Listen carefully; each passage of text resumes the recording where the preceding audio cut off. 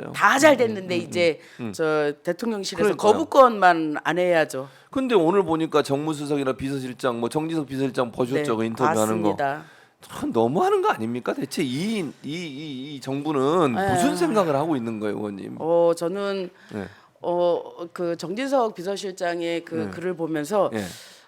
이제 저도 아들이 있잖아요. 네, 저들이 맞아요. 아들이 있거든요. 네, 그리고 네. 그 아들을 군대 보낼 때 그 마음을 이렇게 좀 이렇게 그 되새겼거든요. 뭐냐면 아들 군대 보낼 때 이런 거예요. 그래 보내기는 싫지만 국가가 잘 데리고 있어 준다니. 맞아요. 그래 우리가 그 모든 것을 감수하고 내 아들을 국가에 보낼게. 그렇죠. 이러고 보내는 거거든요. 네, 맞습니다. 그리고 더군다나 최수근 상병은 해병은 외아들이잖아요. 그리고 10년 만에 시험관. 그러니까요. 그래서 그 아들을 그렇게 군대 보낼 때는 국가가 잘 데리고 있다가 보내주겠거니 안전하게, 안전하게. 건강하게. 그럼요. 예. 그런 믿음 때문에 보낸 거잖아요. 근데 어느 날 갑자기 그 아이가 싸늘한 죽음으로 온 거잖아요. 그러면 이 문제에 대해서 적어도 뭐 대통령이나 비서실장 이런 직급을 떠나서 부모된 마음으로 한 번쯤은 생각을 해봐야 되는 거예요. 맞습니다. 그럼 이미 하늘나라로 간 그 친구는 그 친구고 그러면 왜 그랬는지에 대한 그리고 이 일을 겪으면서 우리가 다시는 이런 일이 벌어지지 않아야 되는 그 다짐이나 제도를 개선하는 일인 거잖아요. 그렇죠. 네. 누구 벌 주려고 하는 거 그건 아니잖아요. 아니죠. 네, 그런데 그런 마음을 이해를 못하는 거 보고 아 저분들은 부모 될 자격도 없는 건가 이런 생각이 그러니까요. 들더라고요. 예. 그러니까 사실은 이게 무슨 여야의 문제, 진보 보수의 문제가 절대 아니잖아요. 아니죠. 절대 그러니까 아니죠. 소중한 생명이 지휘관의 잘못된 판단 그리고 네. 지시사항 때문에 이렇게 네. 됐다고 하는 게 지금 전체적인 분위기인데 네. 그리고 대통령실이 개입했을 가능성에 대한 여러 의혹들이 나오고 있는데 어마어마하던데요. 그러니까요. 네. 근데 이거는 당연히 그럼 특검으로 해결해야 되는 문제잖아요. 그렇죠. 그렇죠. 네. 저희가 이제 이제 국민의힘에서 얘기하는 거는 네. 공수처가 잘 수사하고 있는데 특검이 왜 필요하냐 이렇게 하는데 공수처 수사는 수사대로 하고요. 그렇죠. 사실 공수처가 저는 잘 하고 있다고 생각은 하지만 국가가 이것을 그 막고자 하고 마음을 먹으면 저는 거기까지 못 갈 거라고 생각해요. 이거는 이 사법 시스템에서 전혀 이해관계가 없는 사람들이 들어가서 해야 되는 거고 지난번 우리 원내대표 할 때 박주민 수석이 딱 그 표지판 하나 해가지고 예. 그동안 왔다 갔다 전화했던 그 순서들 정리해서 보여주는데 이거는 대통령실에 조직적인 개입이 있었다라는 의심이 들 수밖에 많이 강하게 없는 들어요. 예, 네, 들 수밖에 없는 그런 정황들이 있는 거예요. 그러면 최고의 권력기관을 대상으로 정말 한 점의 의혹도 없이 공수처가 할 수 있느냐? 그렇죠. 그럼 공수처대로 하고 특검은 특검대로 하고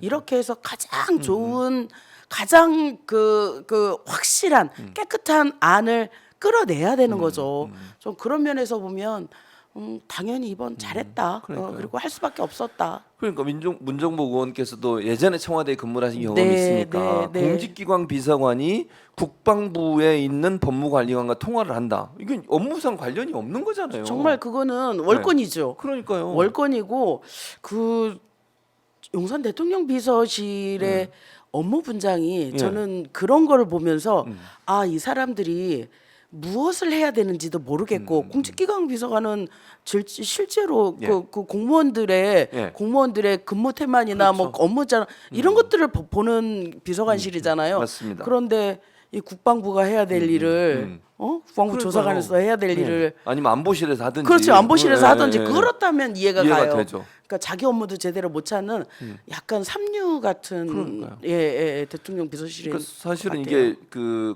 경찰에 넘어갔던 그 사건 기록 그걸 다시 회수해 오는 과정에서 네네. 공직기관 비서관실의 행정관이 네. 경찰에 전화한 사건이 있었고 네. 그리고 이제 이시원 공직기관 비서관이 직접 유재영 네. 법무관리관과 통화를 했고 네. 이런 일들이 다 밝혀지니까 네. 그럼 이거 공직기관 비서관은 지금은 민정수석이 없으니까 비서실장이 바로 상관이더라고요. 그 직통 라인이 네, 돼버리는 네, 거예요. 네, 그럼 네. 대통령과 연계돼 있다는 의심이 강하게 들 수밖에 없는 그런 구조인 거죠. 그 구조적으로 그런 의심이 예. 당연히 드는 거죠. 결국 이 특검은 결국은 최종점이 대통령실 대통령일 가능성이 굉장히 높은 상황이죠. 사안이에요. 그리고 예. 특검 안에 대통령실도 포함돼 있잖아요. 범위 수사 범위 당연하죠. 안에. 네, 예, 네, 그렇죠, 지금 그렇죠. 현재. 대통령실도 있고 이제 이 시점에서 참 얘기하는 게 괜한 고생하고 있는 박정훈 대령. 아 맞아요. 박정훈 대령. 그분에 대한 명예회복도 반드시 잘 이루어져야죠. 이루어졌으면 좋겠고 그랬으면 좋겠습니다. 네, 맞습니다. 두루두루. 그러니까 박정훈 대령은 그냥 원칙대로 수사했을 뿐이고 그렇죠. 문제가 있는 것을 문제 있다고 얘기했는데 그렇죠.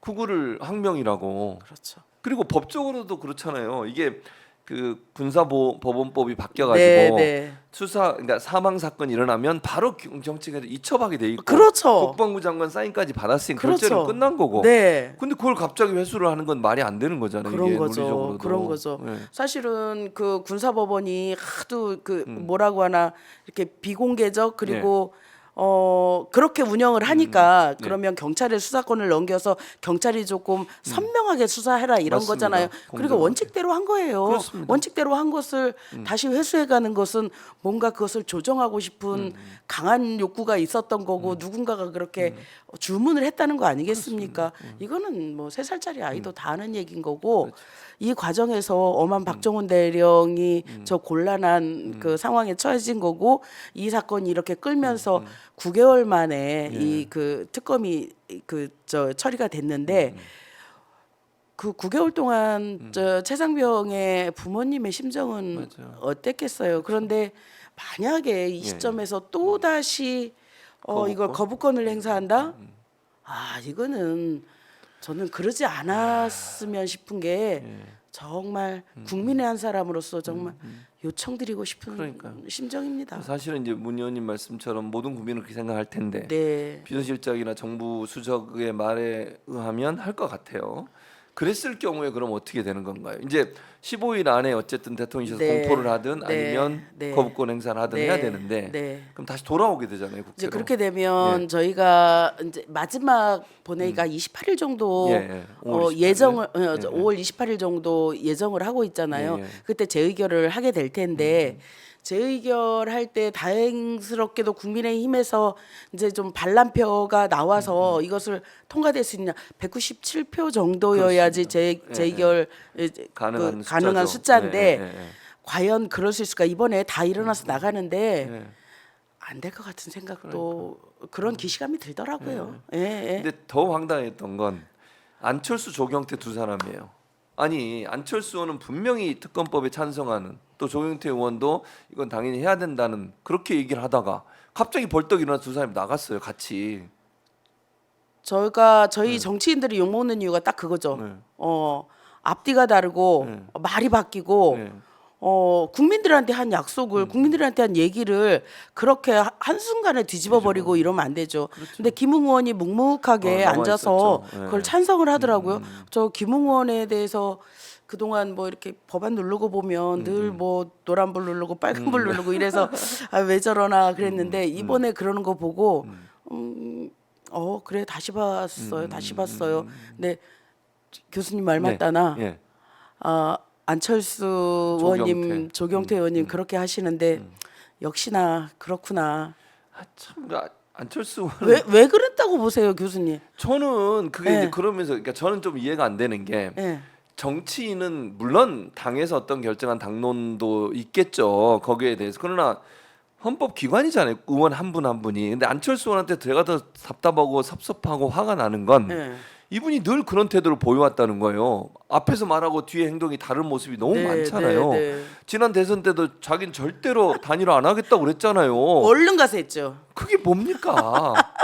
이게 정치인은 소신이 있어야 되는 거잖아요. 그래서 그분이 만년 그렇게 계시는 거예요. 그리고 두 분 다 그리고 딴 데 갔다 왔다 하신 분들이잖아요. 조경태 네. 의원도 민주당에 있다가 가신 분이잖아요. 그렇죠. 우리 노무현 대통령님 때 정말 예. 전폭적인 지원으로 그러니까. 부산에서 자리 잡으신 분이죠. 근데 저쪽으로 가시고 안철수 네. 의원도 마찬가지 아닙니까? 이 당 저 당 다니시다가 또 글로 가고 이런 분들의 계속 정치권이 있어야 됩니까? 이렇게 다선언을 하면서 그냥 시원하게 말씀하세요. 네, 뭐라고? 정치를 떠나거라. 떠나거라. 떠났으면 좋겠어요. 솔직히 국민의 한 사람으로서 떠났으면 좋겠습니다. 네. 아유 더 이상 안 봤으면 좋겠다는 생각이 들어요. 그러니까요.